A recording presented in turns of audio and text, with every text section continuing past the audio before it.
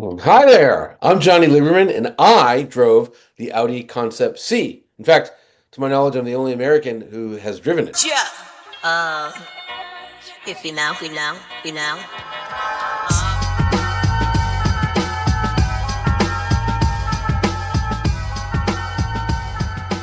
That was going to be one of my questions for you.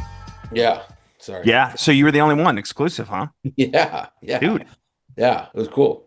Um, yeah, I mean, it was one of those funny things where I get a call. It's like, this is being offered to you specifically because you review cars, but also you seem to understand design, and we need someone who can drink beers with the CEO and not say something too stupid. And you're on multiple podcasts, and you have your own YouTube channel, and you have a really, really big Instagram following. Maybe not really, really big, but over 100,000 people on Instagram follow you. And I write for multiple outlets now, so they felt that by bringing me, they could get a lot out of it. And Yeah. I think they did. Yeah. I Just to heard you toot talk. my own horn here, George, a little bit. Yeah, dude. Gotta promote. I got Um, it. well, yeah, but it's annoying when like people are really pitchy. I get it. But the value is definitely there, right? I've seen you talk. I actually saw my questions as I was checking or prepping for this conversation.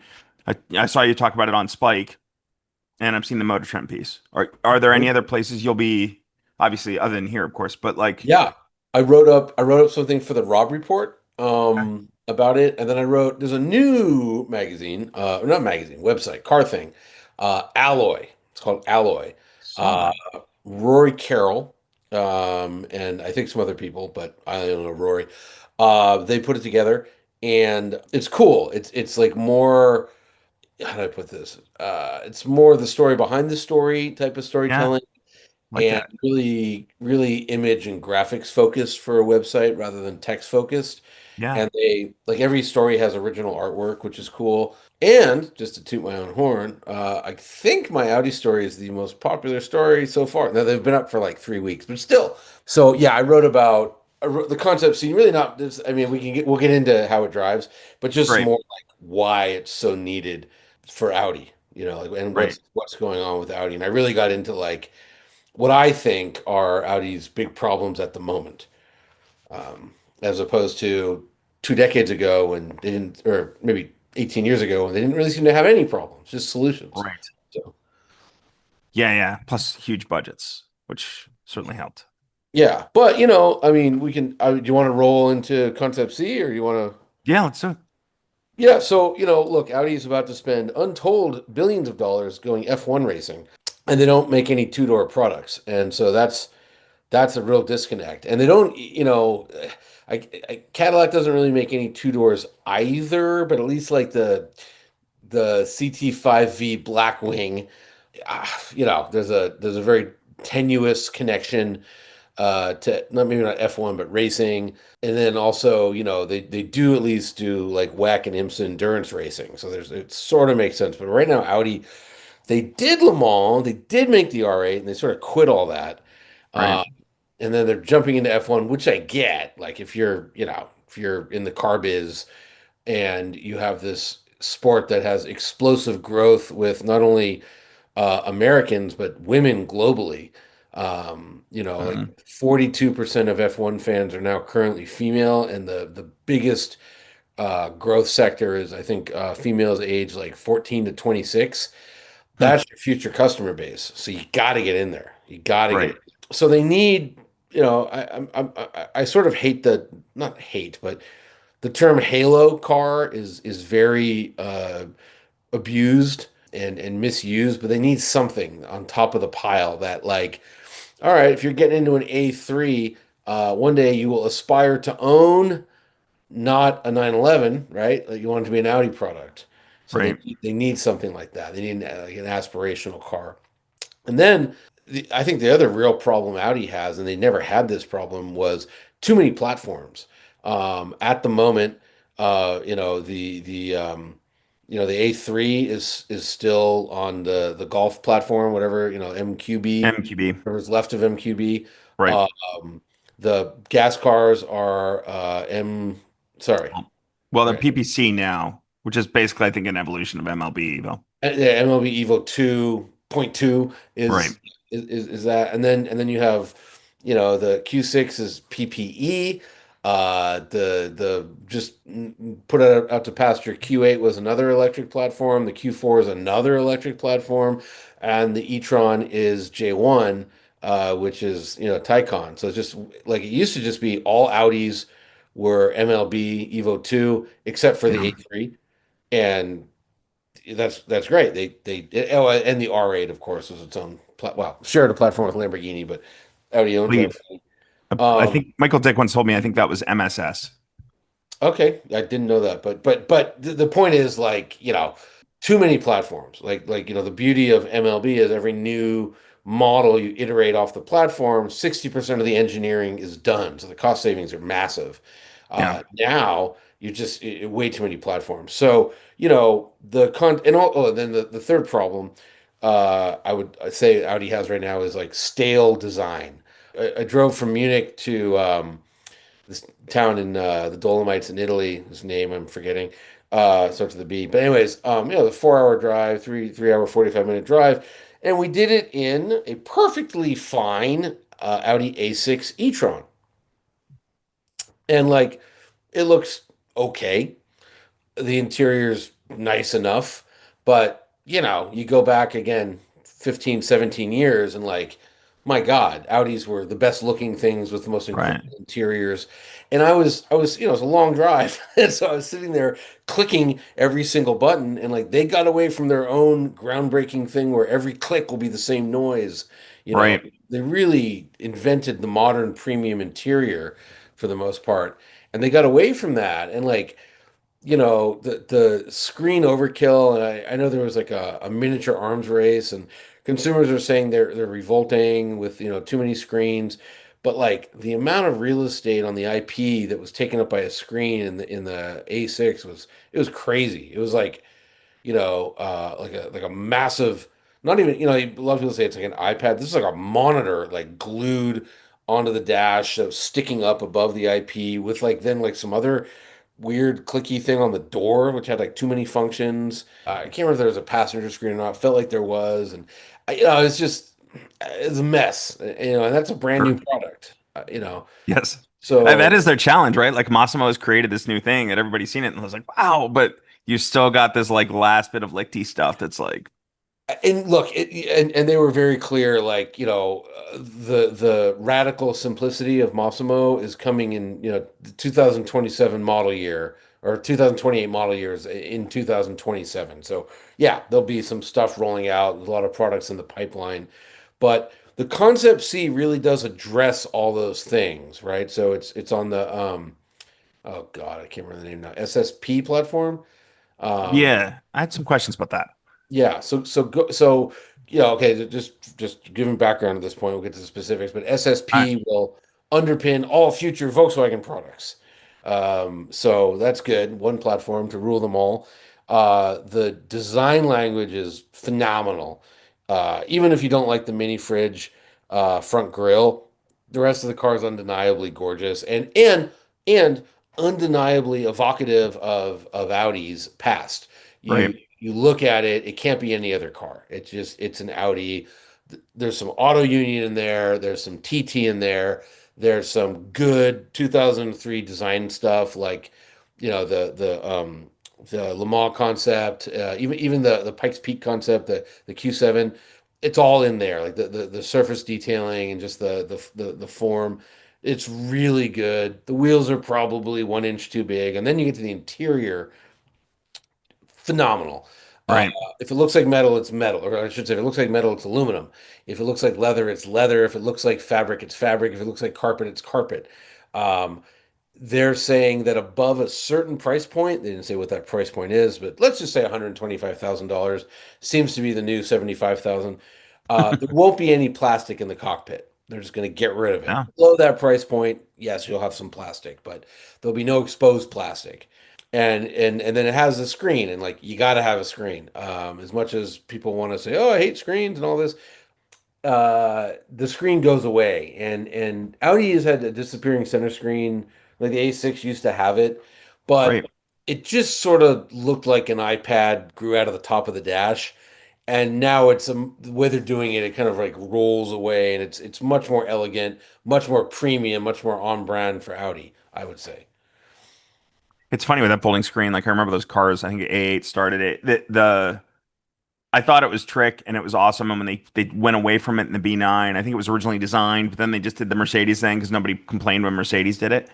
Uh, it lost something, and like I never actually stowed the screen when I wasn't using, when I was using the car. But like I, it's so I nice to have.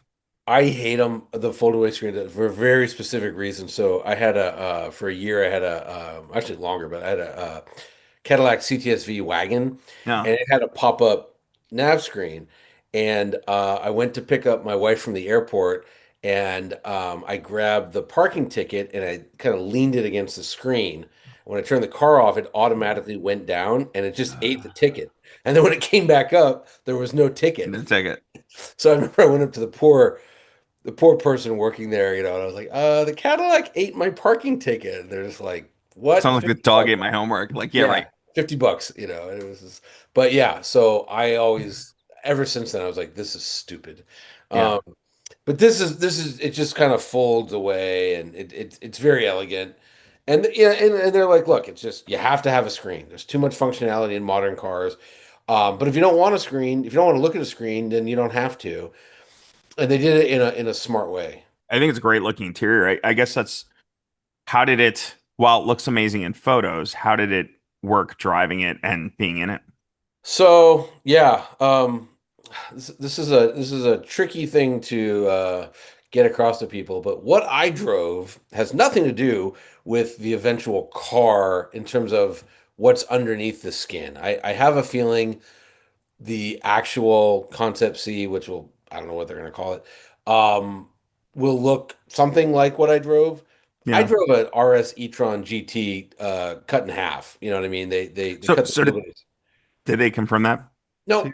No. no, well, but I was looking at the wheels always looked 1 inch too big to me, right? I was like, Well, show car. I was well, surprised they let you run it on the show car wheels, right? Like, I'm sure you've driven concept cars before. They always like swap something lesser yeah, on for no, the. they kept these on, but I was like, huh, and I'm looking and I look and I see, and they're not show car tires. They were were they Michelin's? I think they're Michelin's, and I'm looking and 21 40 265 or whatever. Yeah, sorry, I'm saying this backwards. 265 40 21. Oh, that's 21s. interesting. Oh, 295 or 305 40 21. Oh, that's interesting. It's staggered. Anyways, Is it what's do you know offhand what's on the Cayman? I have no Did idea. they get a But 21? No. Caymans are not 21s. No. But when I landed, I picked up an RS e-tron GT at the airport, Yeah. exact same tires, like literally the same tires, Okay. and they weren't giving any specifics, except for when the guy. So they brought us. It was very German of them. They brought me all the way to Italy to drive it on like I couldn't drive it on public roads. So they took me to a private road, which was just a road that they had for a couple hours. Yeah. The worst road imaginable. You It couldn't looks have pretty. picked. It looked like it might be more narrow than the very wide car. It was so narrow. Yeah. It was a one lane road, and I'm in a priceless concept Yeah. car. Way But to anyways, cut that apex. to get to that road, we had to drive on a public road, and so Audi employees were allowed to drive the car on a public road. And German is showing off, and he punches it, and the thing it explodes. It's so fast, right? Just like whoa! And I looked at him. He's like, "Yeah, it's over 500 horsepower."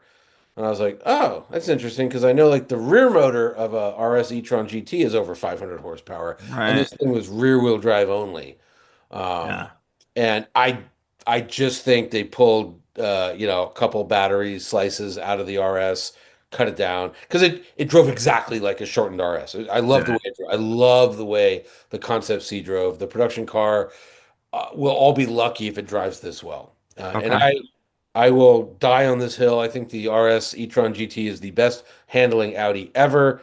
And yes, I've driven all the R8s they ever made. RS kills it in terms of handling, and it's just I love that car. So This Right. drove like that with no roof. Did it feel lighter than the RS e-tron Yeah, GT? yeah. It felt 1.5 feet and two, Yeah. let's say 40 kilowatt hours of batteries lighter. So Okay. yeah, and honestly, I think the RS e-tron and the Taycan, they hide their weight rather well. And one of the ways they do it is with massive tires. Right. And so like yeah, physics, you can't fight physics, although big tires help. You know. You Uh, can certainly do a lot of I mean, correcting physics or doing your best to correct physics is the story of Audi's last few decades. Yeah, but like no, it did not. It drove again like the e-trons, I've just long maintained like here's great big Audis without understeer. Like finally, Right. you had to get rid of the engine to do that, but finally, and yeah, so I don't think what I drove is going to be in any way representative of the SSP platform because I think it's the J1 platform cut down. That's my assertion. I don't know. Yeah. I could be wrong. So, Um, so they definitely said SSP for sure. they said the production car will be on SSP, Okay.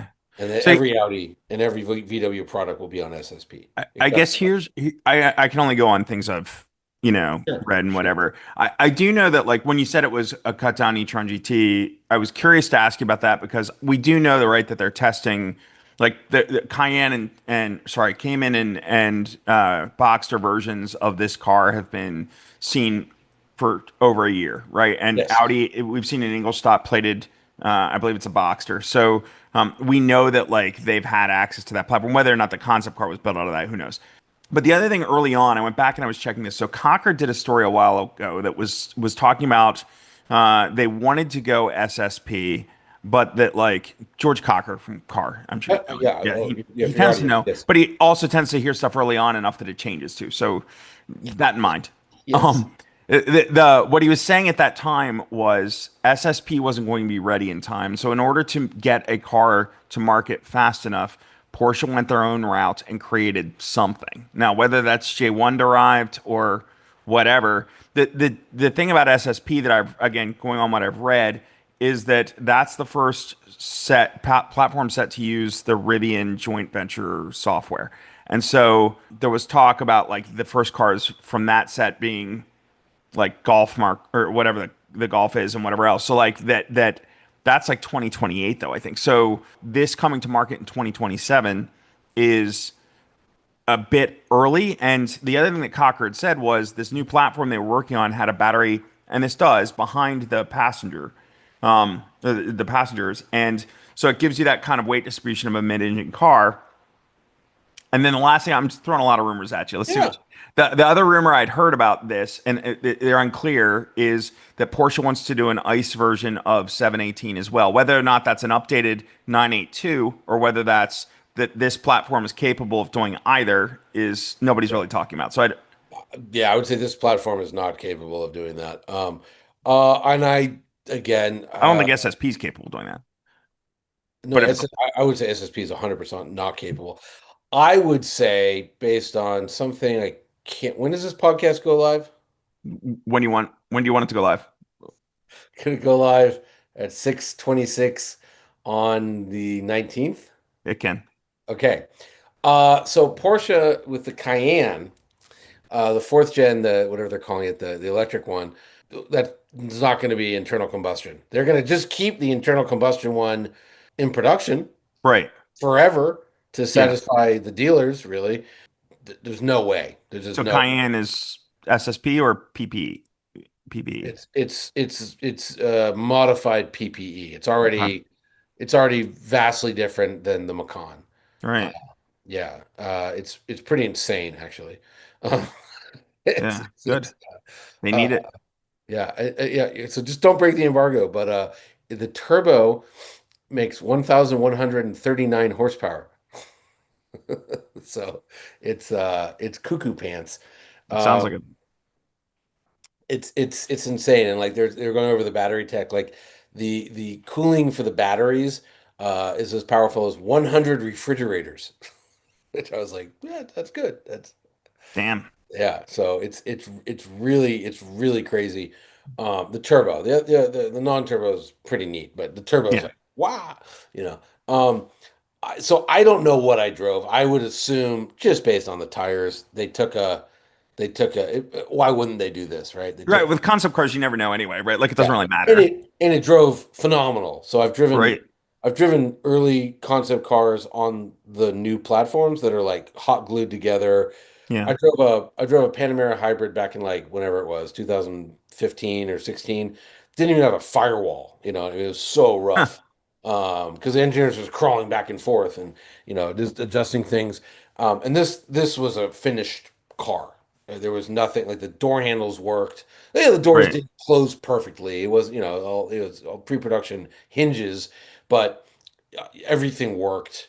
Even some of the software worked, not well, but they had the screen was a flippy thing you could Right. do, and so yeah, it was very good, and I just was getting RS e-tron vibes, and if I had to guess, that Right. that would be my guess. Well, I guess, I mean, thinking about it this way, right? Like, I'm just theorizing, but because we don't know a lot about SSP, I am assuming SSP is a more scalable skateboard electric only architecture, much like PPE.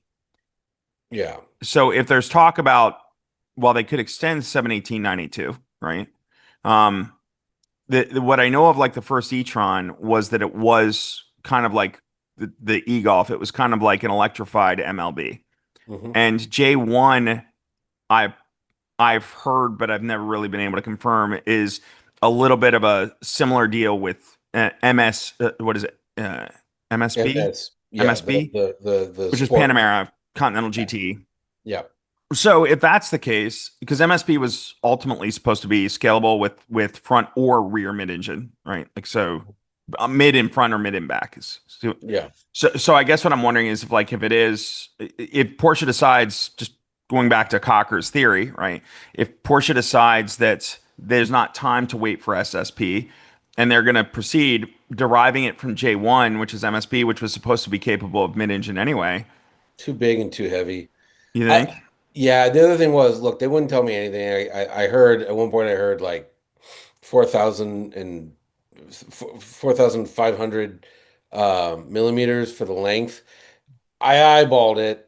Oh, eyeballing it, but they had a first gen R8 there, and this was bigger, longer than the first gen R8, Was it really? and it was about the same size as an R8. And Boxers and Caymans aren't that big. They just aren't that big. Yeah, but we don't know how big. The Well, legs, I've heard Boxer Cayman may get bigger because you've got to fit that battery back there, right? yeah, but like maybe wider. I don't think it's going to grow a foot in length. You know what I mean? You, Like you- is it's R8 a foot longer than the Cayman? I could look it up, but yeah, Yeah. was R8 was pretty big. You know, Yeah. especially the second gen R8 was pretty big. I mean, again, compared to a Cayman, the R8 was Right. bigger than a 911, and the 911 is much bigger than a Cayman Yeah, Boxer. totally. So I Too just, big. I don't think, I don't, what I drove, Clocker could be right that Porsche's going to plow ahead and do something else. I don't Yeah. think what I drove was the Porsche. I think what I drove, it really steered like an Audi. And I've talked to Porsche, and I do this all the time. I'm like, man, if only the Taycan could steer as well as, the RS e-tron. And they get so mad. They're like, we made them make it worse. They had to make it worse Do you steering. genuinely believe that though? Because I'm not I spending time in Yeah, the Taycan. I've been 1,000%. Yeah, yeah. I love really the way the RS e-tron all day. I dream of that car. It drives better than Taycan. to me. Yeah. I It wish they might do be a wagon. better on a racetrack, the Taycan or something like Yeah, that. right. But I never thought the steering was all that. For all three people who take their EV on a racetrack. It's growing. It's growing. It is, but that's an expensive day. Tires and brakes. I know a lot of guys that track their Model 3 performances, and there's a bunch of little aftermarket companies that like Yeah, lower them and brake kits and all this, and why do they do it? Well, for a lot less money than an M3, you can kick the stuffing out of an M3. right. Uh, so that's why. Yeah, but a Model 3 performance day at a track is not a Taycan day at a track, cost wise. Like same Sure. expendables expended, right? Like it's still a I cheaper car. mean, Yeah, it's tires are tires. People when they track cars, they're not putting on Pirellis. They're buying Goodyears. You know what I mean? Right. All So, right. but yeah, I don't know. But anyways, yeah, I just I feel strongly what I drove was RS e-tron GT related. But Yeah. yeah, but who Okay. knows? They wouldn't tell me anything. They wouldn't tell me anything. Really? Nothing at all. They all have that that annoying smirk of we don't Yeah. know. It's like really we Yeah. don't know. You So. always wonder though, like once you talk for a bit, like they'll start letting little things out here and there. Sometimes this one's I a tight tried. ship. We drank many beers. I sat with the CEO. My best quote from the CEO was, "We said, hey, like, his name was Dolmer. He put together the 918 concept car. Right. He handed it off to Frank Walliser to put into production. But we said, hey, like, you're the Quattro company. Why is your prototype here rear-wheel drive?" And he's like, "I probably shouldn't say this as the president of the Quattro company, but I prefer rear-wheel drive." So. Yeah. I think honestly was just like packaging for this new thing. Like rip out the front motor, it makes it easier. Rip out Right. RS e-tron GT's front motor. Um, I mean, it Makes it drops smaller. weight too. Drops weight. Again, no one else. This car's never going to be driven again. They Right. brought certain media in. I Yeah, don't but know. for the production one, I mean, it's still going to be rear wheel drive at first, and then who knows? I think it'll launch Quattro if I had You think to. it'll launch Quattro? It's an Audi. Yeah, yeah, Yeah. yeah, yeah. And Did they say anything, or are you surmising? I'm surmising. They said, I said, well, you're going to make our Quattro version, right? And they said, well, we are Audi, something like that. They were very Yeah. abnormally tight-lipped. And honestly, I don't think a lot of people there knew any of the specs. Like they really didn't. I heard one guy say 4,500 millimeters, which is Right. 4.5 meters, which is big because like in Europe I want to say like having a 5 meter car has like a there's like a tax or something uh Huh. there's some reason why you want to keep them under 5 meters, so being almost 5 meters, it's a big car. Four, 4.5 meters is big. I forget the math exactly, but it's I can do it on my phone. But anyways, um, yeah.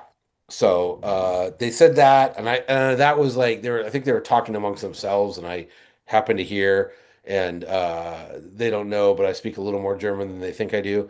And then the guy said, "Yeah, over 500 horsepower." And then when I brought that up, I'm like, "Well, how much does it make?" They were like, "Oh, we don't know anything." I go, "That guy said over 500 horsepower," and they were like, "No, no, no, it feels like over 500." I was like, "Okay."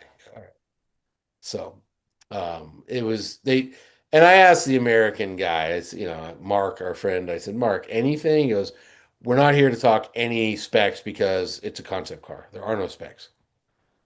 I'm just looking how long an Audi R8 is in 2023.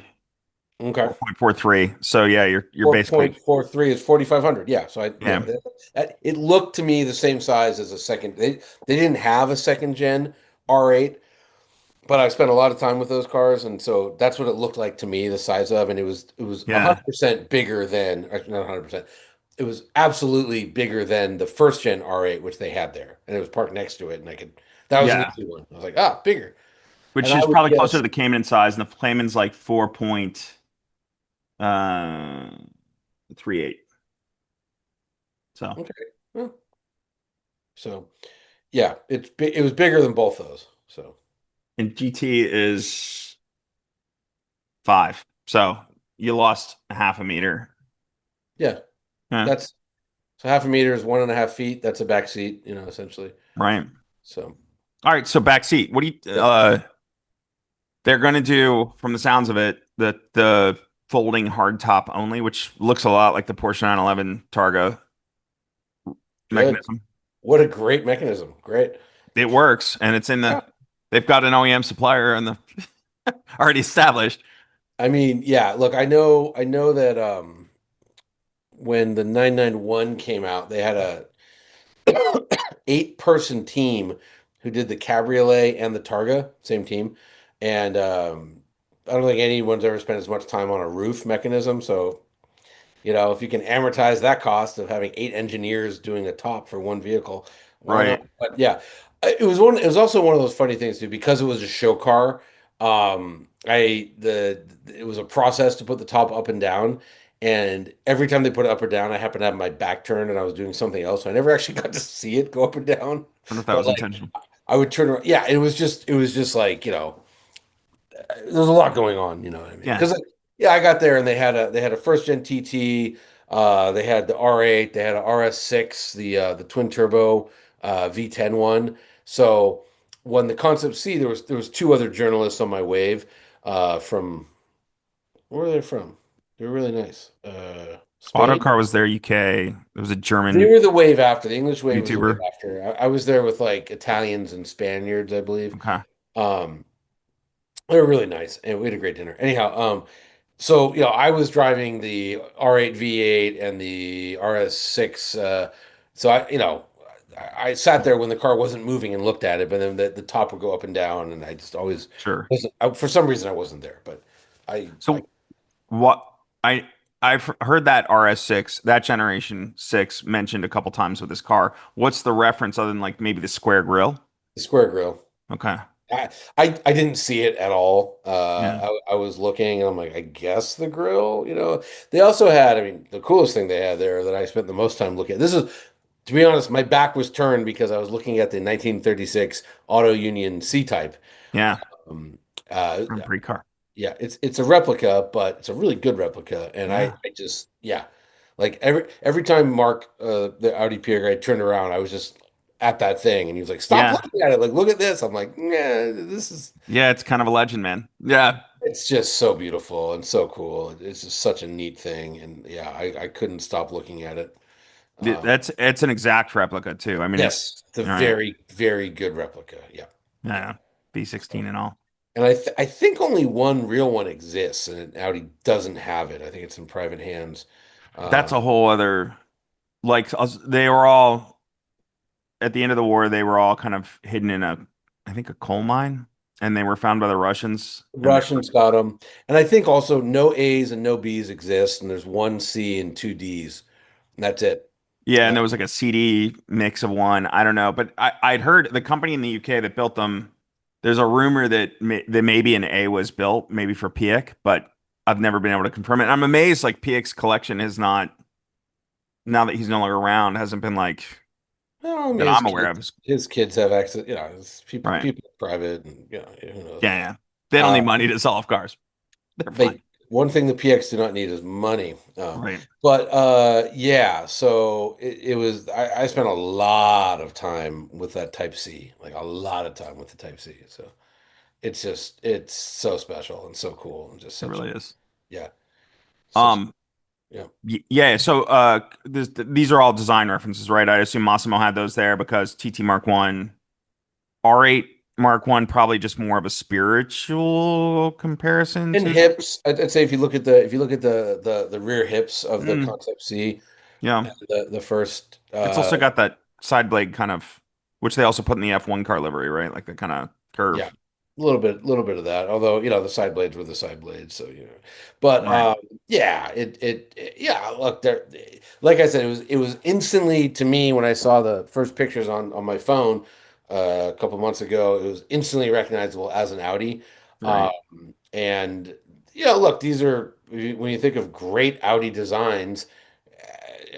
Recently it's the TT and the R8. I would also argue the A5, but the first A5. Yeah. But that I think they just kind of let it get so long in the tooth that it sort of I don't know just lost its specialness in a way, and the Yeah. car just kept getting fatter and fatter. But that original A5 was like Right. God, And the oh RS5 with like the box players. It's too bad it didn't get a manual, but yeah, excellent car. yeah yeah. I mean I'm a real sacrilegious person. Like I really like the last RS5 with the V6 and the automatic. I thought that was like way better than the V8 version. Well, Uh, especially the competition with the factory coilovers, and it was yeah, a the much comp better chassis when they did that. Yeah, comp was cool. I just really like that V6 for some reason. I thought it was just It's a good just engine. a great driving car, and the front end was lighter, so there's that too. All right. Yeah. So, but yeah, no, Concept C was cool. I mean, it was also like it was a very brief drive. I had a dude in the car with me the whole time when I was driving. I had a cadre of Audi employees helping me make a 17-point turn on this cockamamie road that we were on. Yeah, it was a lot to do while being like horridly jet lagged. So Right. yeah, it was just one of those. But it was one of those opportunities like you got to take it. So No, dude, I get it. Like I had a chance once to do the Quattro concept. Remember that car, like 2011, yeah, 2010? sure, yeah, sure. But it was a similar deal where they closed down what is it, Decker Canyon out of Mm. Malibu. And That's a great road. We it were is a on. great it Yeah, is a great road. There's one tight curve where they were like, do yeah, not you have to be thoughtful the way you approach. They drove us up Decker Canyon. We're like, this curve, like it doesn't have this the steering radius to like if you take this corner wrong, you yeah. got I know. problems. I know exactly what you're talking about. It's Uh, closer to the water. Yeah, yeah. There's two hairpins, and one of them you can scrape the front of almost any car. Yeah, right. yeah. Yeah, and then you get the passenger Audi employee who's like, you know, they know it's their job on the line if you're more of a moron than you normally are. And Yeah, and that's the thing. I mean, I was pushing as hard as I felt comfortable doing with this dude whose job was to not let me have any fun. And they kept saying, you are not testing the dynamic limit of the car. You're here to just drive it on this so, little so country road. you, I think some people rode in it with Dolner. Did you? No, Okay, because I think here's he might have oh, gotten on it a little harder from what the sounds of it. I don't know. I mean, I if they had let me drive it on the actual roads, like Right, leading up to the closed road, yeah, I could have really got on it. But it was a not single on. lane road. Like if another car was coming, you couldn't even let another car go past. You More know. of a photo op. Well, I mean, it looked like you got on it a bit though in your video. Like it's Yeah, yeah, yeah. No, I pushed. yeah, I pushed, and the dude, I forget his name, the engineer next to me, nice guy. He likes cars. He wanted me to drive it fast, but I wasn't making the tires chirp by any means, or I wasn't doing any sure. no trail braking or anything like Which that. is not why they brought you there. Yeah. I was not, and again, you don't want to be the guy that, crashes in No, front you of the car. totally do not want to be that guy. Yeah. Um, So, so did they talk about how that if the design? Because I know that one of the things they've talked about regarding the design is I think they have an appreciation for that TT Mark One era, Pikes Peak. There are a couple concepts from that time frame where like they basically showed us the finished car, in yeah. the original design, and it's Dolner's given lip service to like that's what he'd like to see here. Did they give any input as to like how things they may be thinking? Like I know, for instance. Uh, I hate people keep asking questions on and waiting to No, get no, no, to no, it's respond. fine. So I try to cut this short, but I see you nodding, so I keep going. I know, for instance, the grill seems to be a hot topic for people. If you're going to be critical of it, that seems to be the point that people. Yeah, I mean, look, somebody said it looks like Hitler's mustache, and trust me, the Germans heard that. So, Oh, I'm sure. um, yeah, I that's don't hate it. It's growing on me, but all they would have to do is like make it like pear shaped, and it would look like the actual Concept C, and it would be fine. or even a little wider.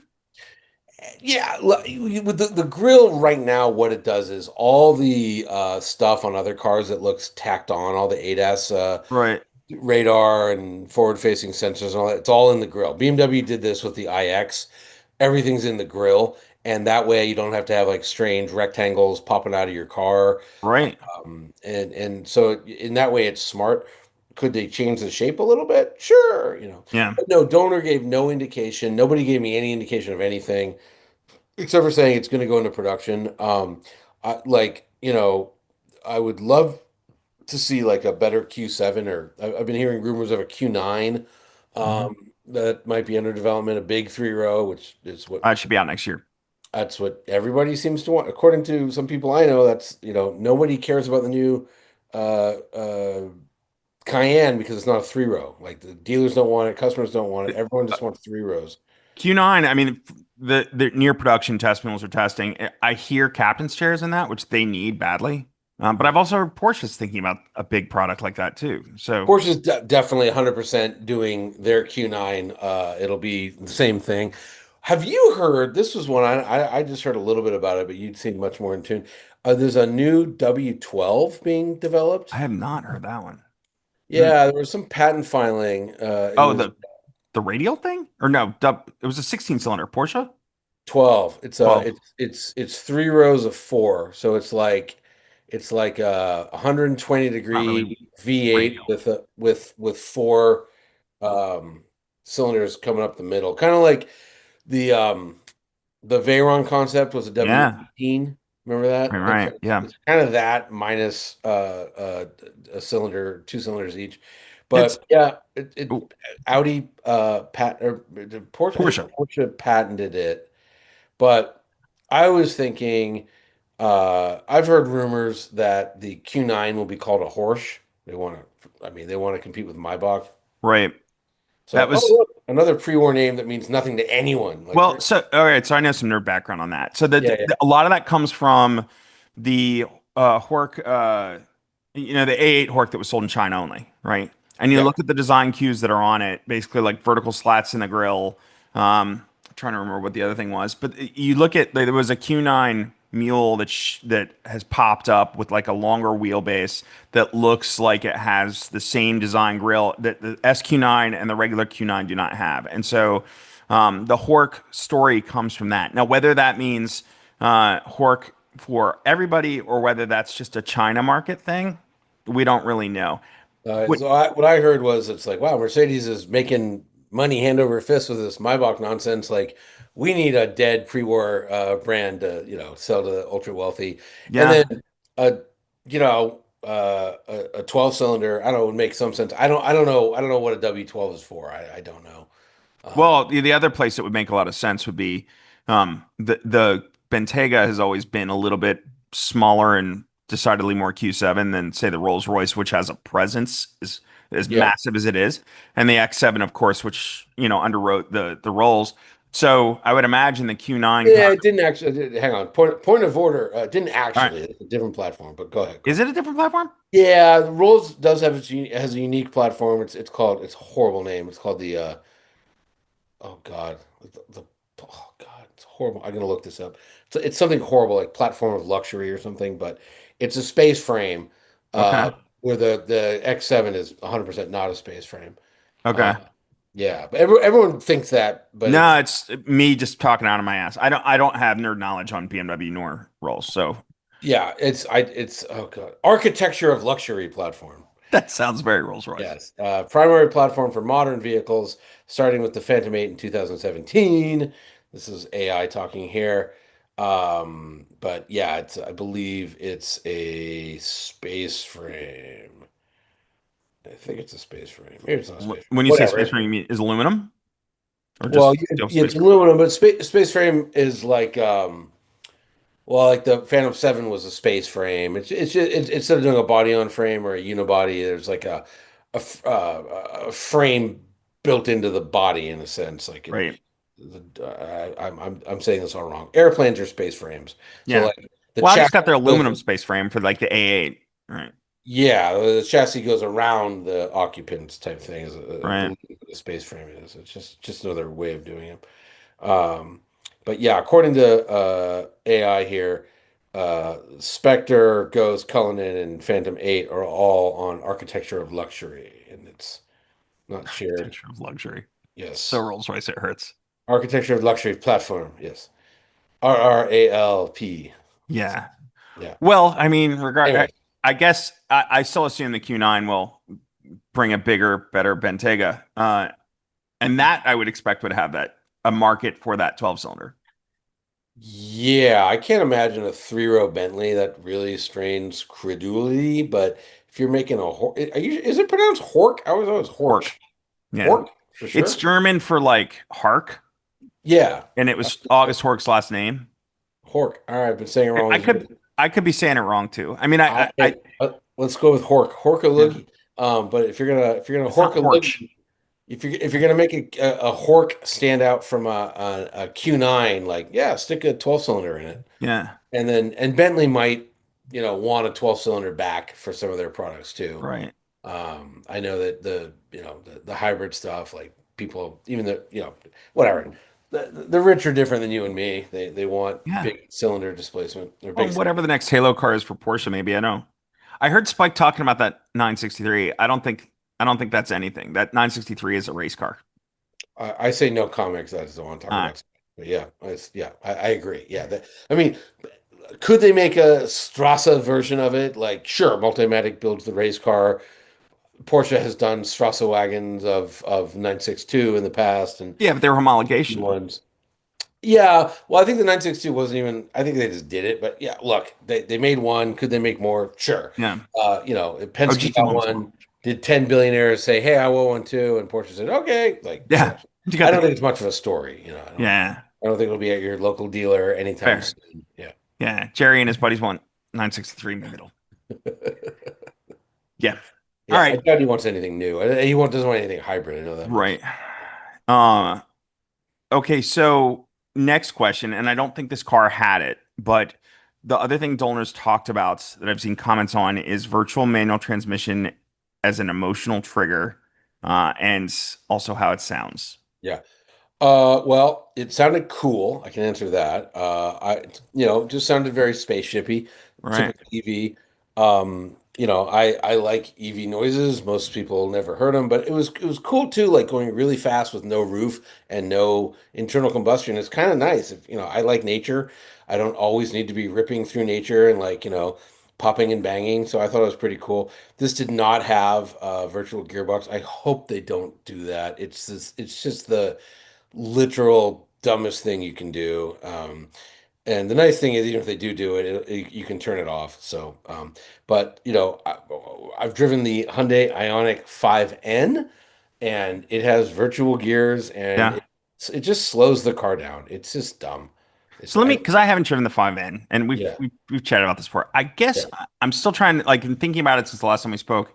yeah. I think what I'm looking for in gears, which I think is I don't even like know that that's it, is that you can step down the torque braking or you can step right like it's But you do that with regen, right? Like so, right. But electric you motors are instant.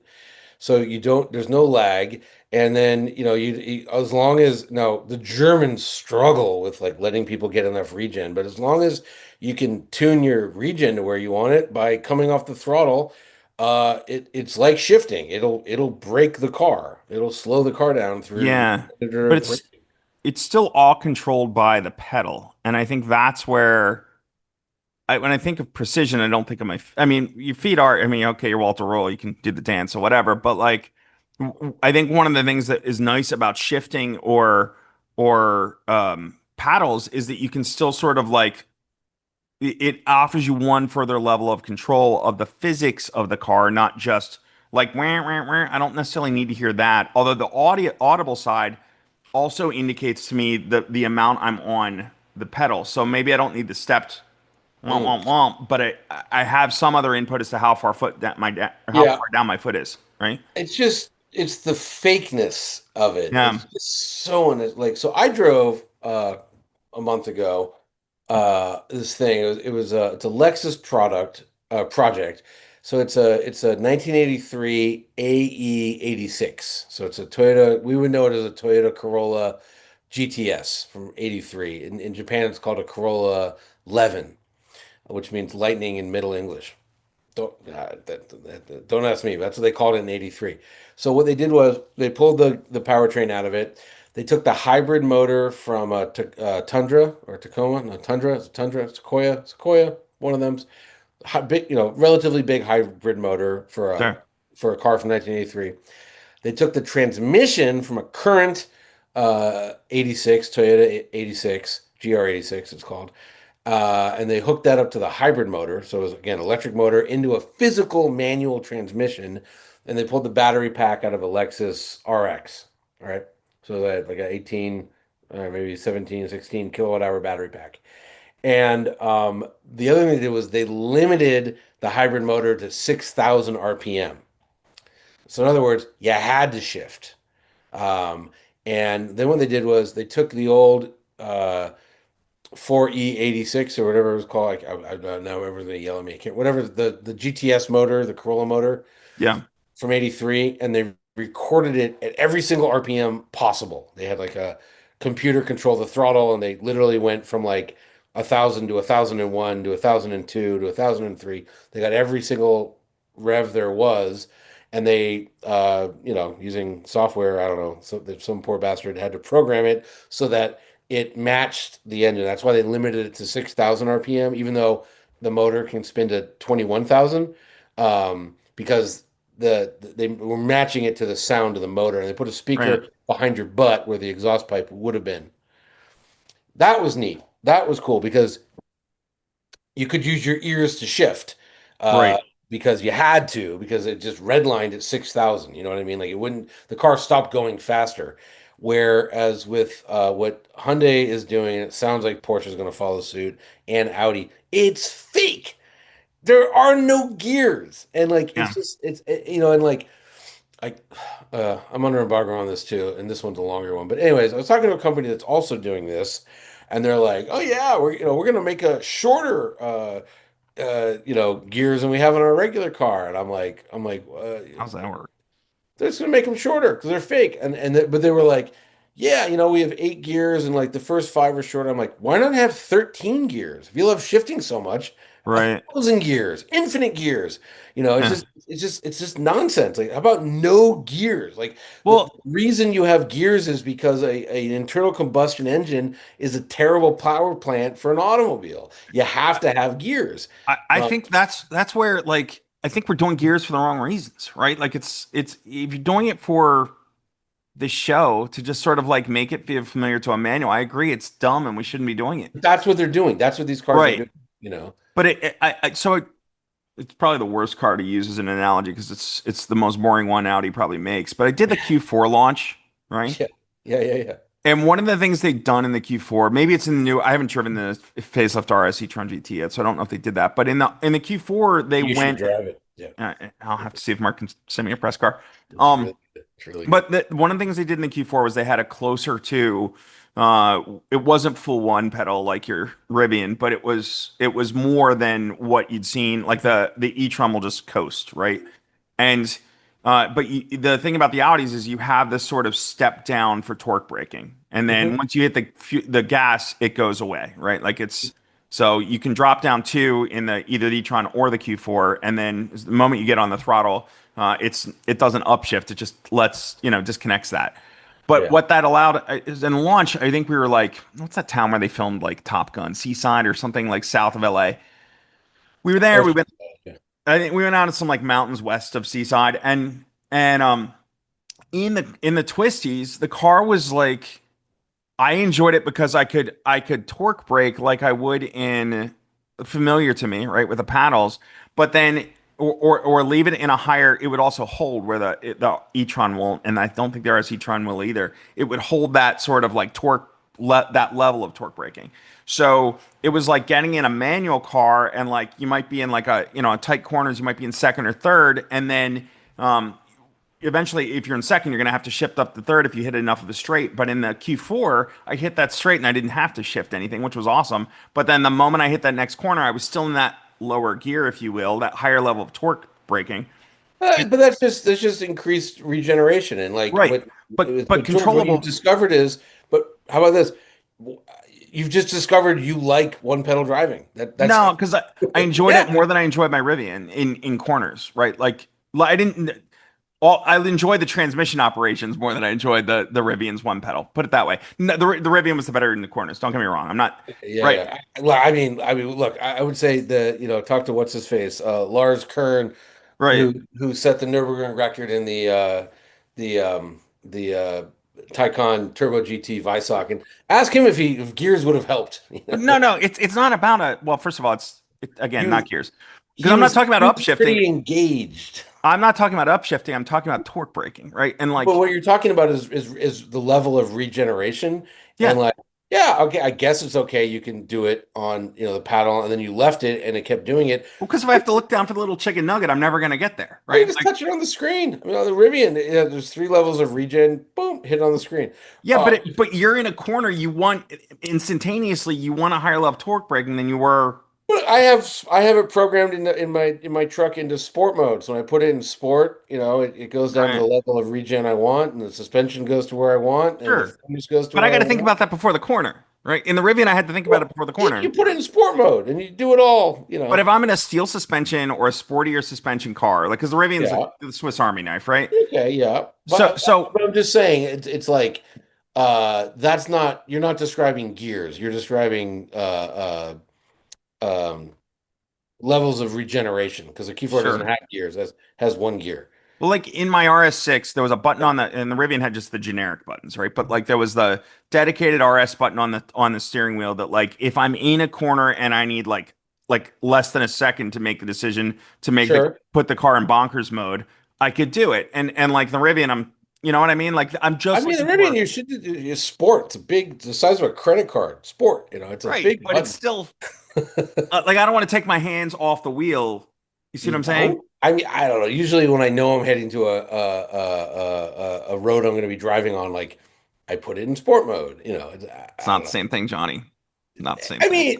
mean, again, like if there's only one corner and you can never turn around and repeat this corner, okay, you have a point. But if there's like more than one corner on a road, Look, we don't all get to uh, like jump on like run up to Newcomb's Ranch every, you know what I mean? Like we like well, no, what I'm saying, you're on like, roads you don't know. You get in some corners and like I kind of like to okay, have fun, but but I'm have you already ever in the been on a corner. road where there's just, except for Florida, where there's a single corner? So, Or Chicago where it's a grid, right? yeah.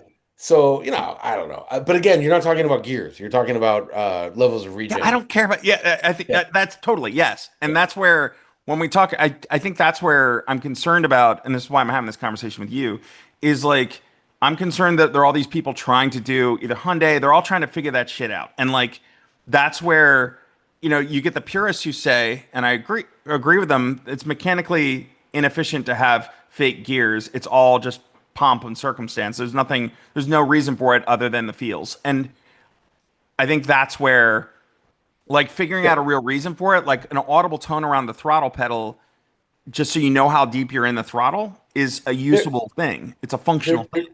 they're, they're trying to sell cars to people. And so Right. the car enthusiast community has decided they're not enthusiastic about certain types of cars based Right. on the powertrain, even though they haven't driven them. So they'll look if fake gears will sell more Boxster electric Boxsters than not, they're going to put in fake gears. That's why they're doing it. I think it's stupid, and I think most people will use it once. The way like cars that have launch control. But if How often do owners use launch control? The first week they buy the right. car, But it's a gimmick. It's a gimmick. if they do it and it's a gimmick and it's stupid, it will last a model generation at Yeah, best. Where it if will. they do it I, and it's a I think that's functional true. refinement of the driving experience, It's not. It's well, not. no, fake gears are not, but Yeah. stepped torque braking is functionally helpful.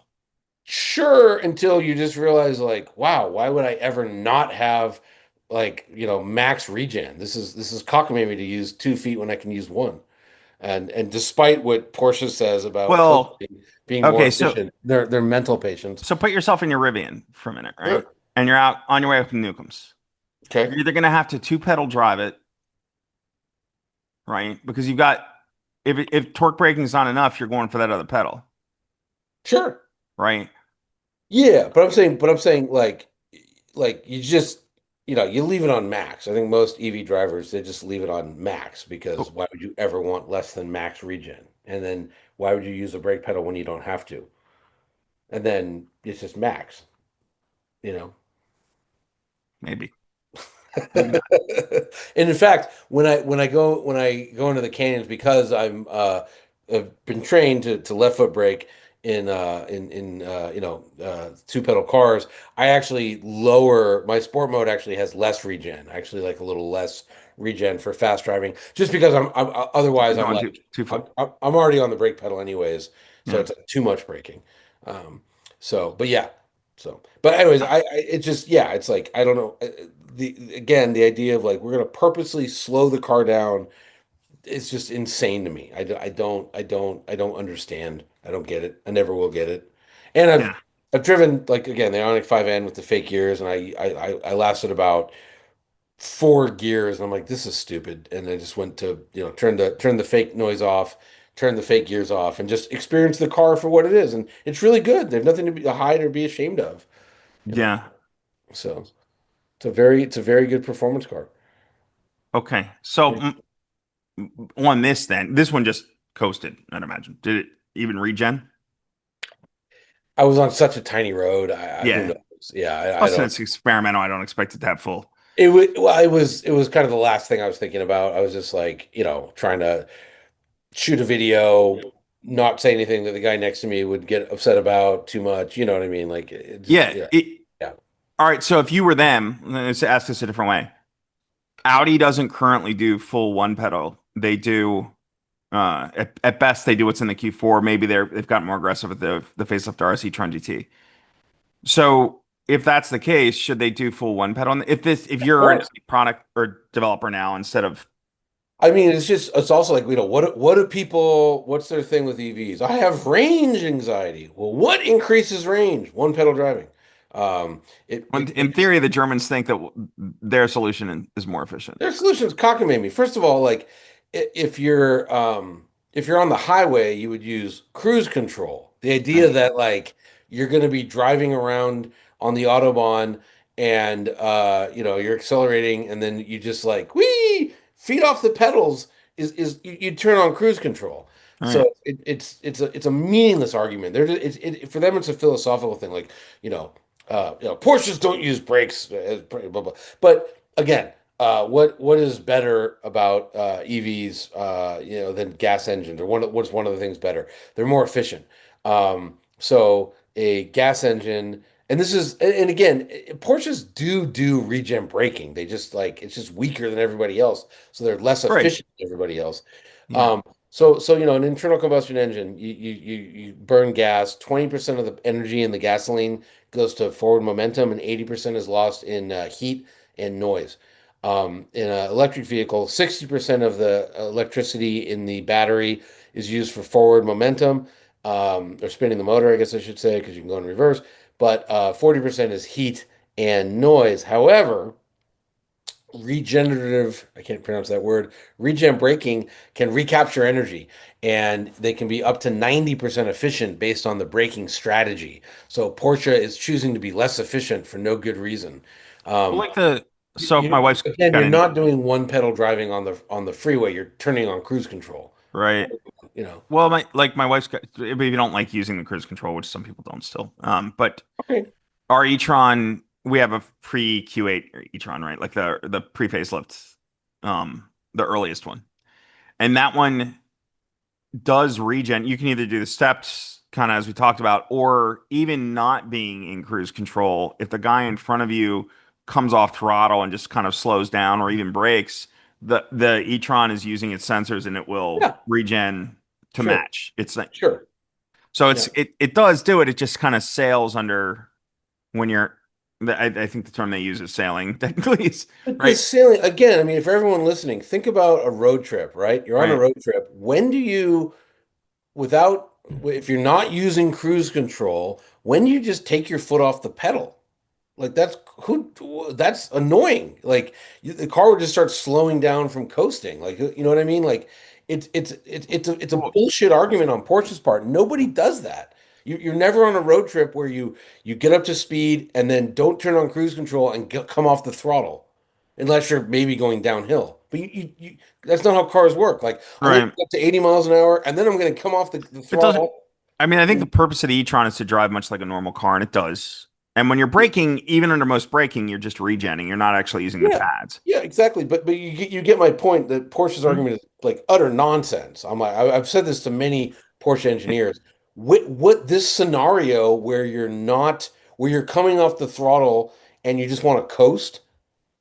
Who does that? Uh, I would say two things on that. When I made the jump to the Rivian, Yeah. it seemed like your foot and like you're more likely to use cruise control because my foot. Sorry, I'm gonna sound like a total whiner, but like my foot would get tired, and for like holding All pressure cars, your on. foot gets tired. That's why they invented cruise control. Right, but if I just drive my e-tron on the highway, I can drive it like I would drive my normal ICE car. Your normal ICE car, do you get up to speed and take your foot off the throttle and not put on cruise control? You Y- leave your foot on the throttle. I leave my foot on the throttle and then like if I'm on a downhill, you get a brake, right?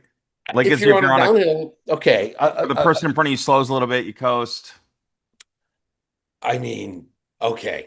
Because Sure. if you're backing off the throttle on the Rivian, you're still applying pressure. You just need to now modulate it, right? I mean, Or you're okay. braking. Yeah, but I mean, again, you're going. Yeah, okay. Yeah, if I you're always going downhill, To yeah, me, it's six of one, half a dozen the other. Other than yeah, Audi engineers are trying to make the car interface like an ICE one would, so it's yeah. familiar But again, to. why? Why bother? Just make it like a good So it's EV. familiar.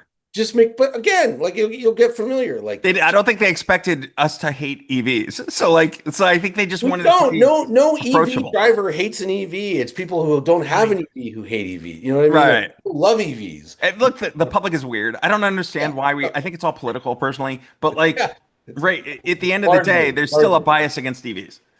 Some in some areas. There's also a bias in other areas for EVs, and I know Yeah. lots of people that are like, "You want to burn gasoline? Are you sick? Are you? It's like, why don't you start smoking? Yeah. So, it's yeah, it's again, I would just say let the EV be a good EV. Just let it be a great Agreed. EV. You don't have to make a fake ICE car. It's fake. Like It's just not, make it. but if it's coasting, it's not fake. It just dynamically works more like a nice car on the highway. I don't think it's any more or less efficient It's less efficient for sure, but than one pedal. also, what's that? It's less efficient than one pedal. Why? Oh, because you're not regen braking as often as you should be or could be. So it's just less efficient. You're if you need forward momentum, you're using electric in either car, right? And if you're needing to slow the car, you're recapturing, unless you're into the pads, which most of them aren't going to be, like 80% of the time, right? Yeah. And so you're either coasting or you're not. But I don't think You're not coasting. You're rarely, you're over, how do I put this? You are you're not overestimating the regenning, amount that you're coasting.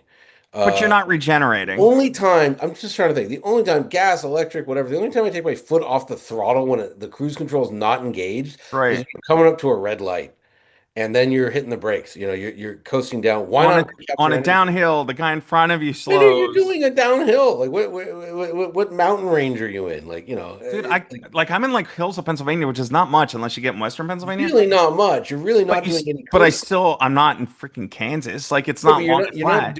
you're just not doing all this coasting again. Dude, here's what I can tell you. I've had an e-tron since 2019. I'm on my second one. We've Yeah. put like 100,000 miles between the two of them, right? Like it's a naturally driving car. It could have longer range, sure, it's an early product. Yep. But Yep. Yep. like I don't think it's any less I'm fairly certain it's not any more or less efficient than if it were one pedal. It's just a different way of driving it, and it's No, it natural, would be more if one pedal driving is well heavy regen. I won't say one pedal driving, but right? heavier the regen, the more efficient the car is. That's just because that's all it is. You're just putting energy back into But the I deal with the e-tron too if I brake. yeah. But So if any I don't coasting you're doing is you're losing the opportunity to regen. right, but I'm also going further because I'm not regenning. You're not going necessarily going further. If I don't have resistance, I'm going to roll further. But again, when are you coasting in a car? This is a made Dude, up thing I'm Porsche telling made you, up. do you You drive are an ice not. car? Do you coast in the ice car? Do you always on the throttle? You're either on the throttle or you're in cruise control. Once in a blue moon, if you're like, the light a half mile in front of you turns red, I You're guess you telling can me coast. you're telling me on your way up to Newcomb's, you're either on throttle or Braking or on throttle, yes. you're never coasting.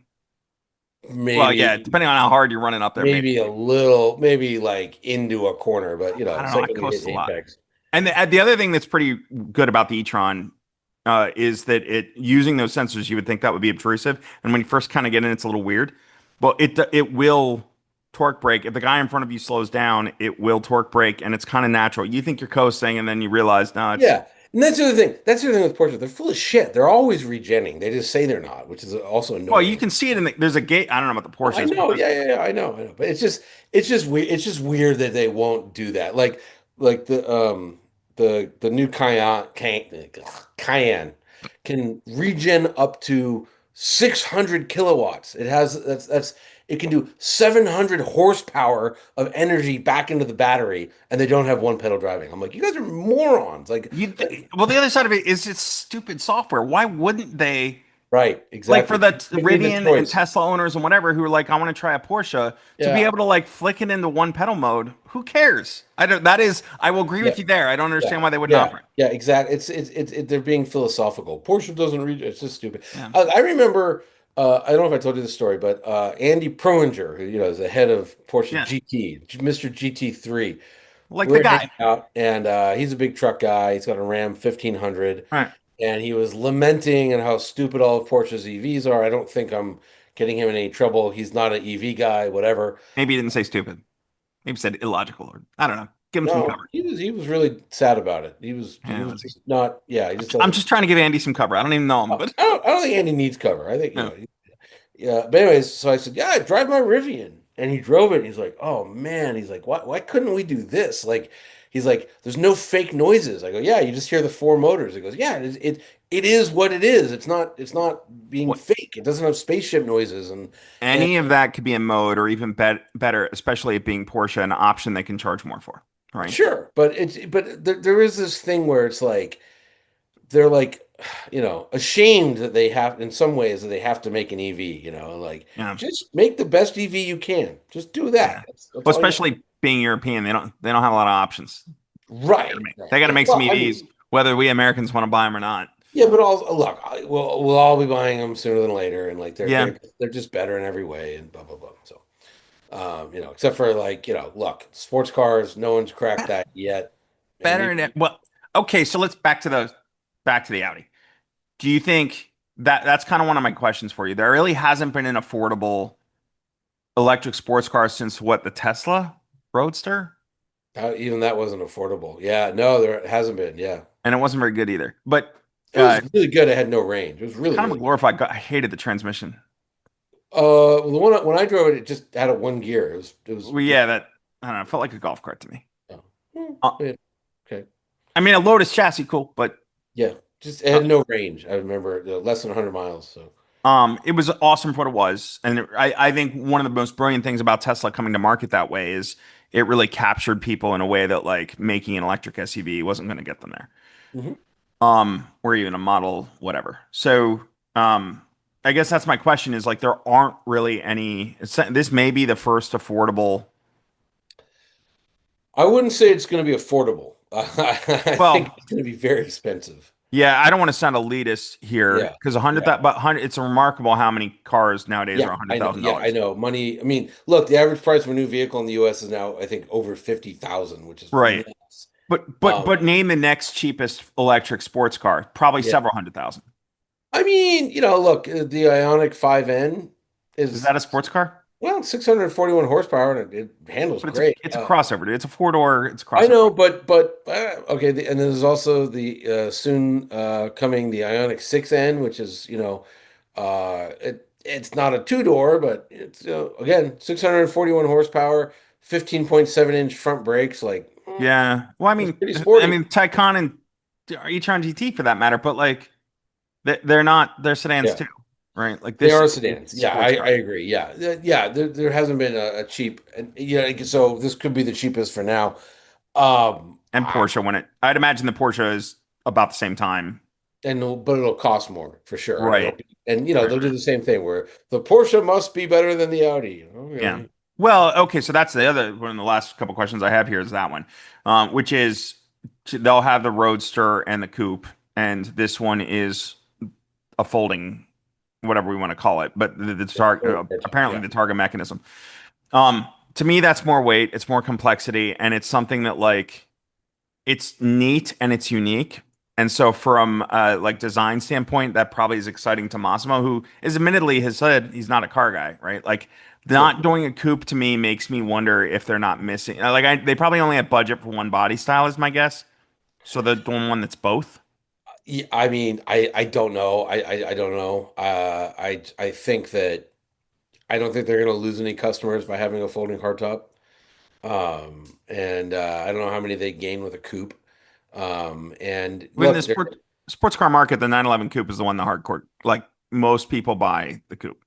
Yeah, I mean, nobody's, hardcore sports car guys aren't ever looking at Audis, and I don't know if this will change it. You know what I mean? Like, they They did never. they did for the R8. And Kind arguably of. the TT is a Remember, good product. but remember the R8, they quickly got rid of the V8. Yeah. The V10 really made it more of a supercar than a sports car. The price point was like, it was very high. Um, Well, they were with the first generation car, the V8 was the car that people reached for, right? Like they sold more low spec cars. It was yeah. the Yeah. not Well, not the also equivalent to the remember Cayman, but spiritually. the V10 had a stupid transmission at that point too. Right. Um, Well, yeah, oh, any of the automatics in that first one, the yeah. manual was better, but the V8 served a purpose in that like it was approachable to the schmucks. You know what I mean? Yeah. The non super elite. You're still again buying 110, $120,000 R8 at the time. Yeah, but remember Audi got dropped it fast. That was No, gone. it didn't make it to the second generation car, and that was probably a budgetary decision because at that point you're dealing with Dieselgate. But it made it the Audi, whole way through Mark One and Mark One facelift. V8 was sold the whole way through. I thought when they introduced the dual clutch, they dropped the V8. It was just Nope. V10. Oh, really? There's barely Yeah, a the V8. GT didn't get an eight, but there was an eight available the whole way through the first gen, whole way. Hmm. Trust me on this one, Okay. man. Yeah, I'll trust I'm you, but I'm there I'm aren't any. There aren't any. I only see V10s. Like no one well, bought them. you're in Cali. No, but People I just wanted the travel. big one. I go all over the place. So Yeah. yeah, okay. But anyways, the point is like no one even look, I like the R8 a lot. Even that was like I don't know. It never like it was overshadowed by the Lamborghini. Audi's always overshadowed by other VW group products. That's just their lot in life, to quote C3PO. I Um, would argue R8 is more of a, it's just getting philosophical, but it's yeah, more, the Audi brand is more approachable and a little less, especially when the economy was kind of garbage. Like if you sure. want the brand that isn't quite showing the money, but is still like an if you know, you know, kind of luxury. Yeah, that's a European thing. Like even in America, when the economy is down, people want, they want Lamborghinis. Um, I don't and I want mean, to Lamborghini.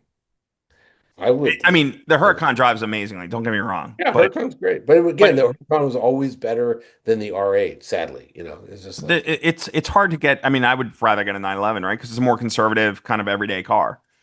I don't Not the know. way it drives, but Yeah, in the message you send when you drive it, and it's little more livable, a little more space in the back. The R8, you get a full, like, a set of golf clubs in the back. Not that I golf, but like that you can't in the Huracan, right?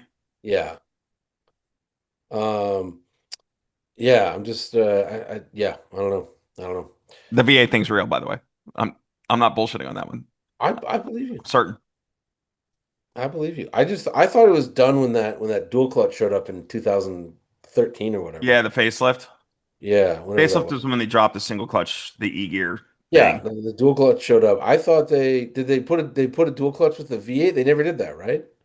Yeah, they did. It What? was they What? did. Yep. And it was because the V8 stuck around through the RS5, went DSG only, and it jumped up 450 horsepower instead of 420. Hmm. Yeah. Hmm. All right. Well, cool. I did not know that. I've only ever drove the I don't V10. Anyways, I mean that's kind of a narrow niche of the automotive industry. I don't expect you to be yes, right. yes. But anyways, hey, I need to probably wrap this Yeah. up. No, thank you very much. I appreciate it. No, it was fun. It was fun. Any other last Type C questions I can maybe answer? I don't know, unless you got the secret of nobody's heard and you're not going to put in alloy or any other story. When's the alloy thing hitting? It's out. It's out. Oh, Get so I yeah. should go and look for it. Yeah, I think it's like alloymag.com, but just yeah, Yeah. just I'm Audi. familiar. I've seen it. Yeah. So I have an Audi story there. I think the Rob Report thing I wrote was just for print, maybe. So I Okay. think it goes to print first, then it goes to I don't know, I can't remember. But yeah, it was a really enjoyable experience. And like I said, I just don't think it has too much to do with the production version. So you know. Yeah. We'll see. Cool. Well, anyways, Well, congratulations on getting the exclusive and yeah, it was doing some fun. cool stuff with it. Thank you. Yeah. And I'll catch you next time. All right, man. Chat soon. All right, George. Bye. Bye. The Four Rings, If You Know You Know podcast is part of the Weekly Driver podcast series. For more news and features about Audi, visit the Four Rings, If You Know You Know website at oooiykyk.com. That's 4OSIYKYK.com. There, you can also subscribe to the Four Rings If You Know You Know Substack newsletter that will keep the latest Audi news and features coming straight to your inbox. Four Rings If You Know is an independent production and not affiliated with the Audi brand. If you know, you know.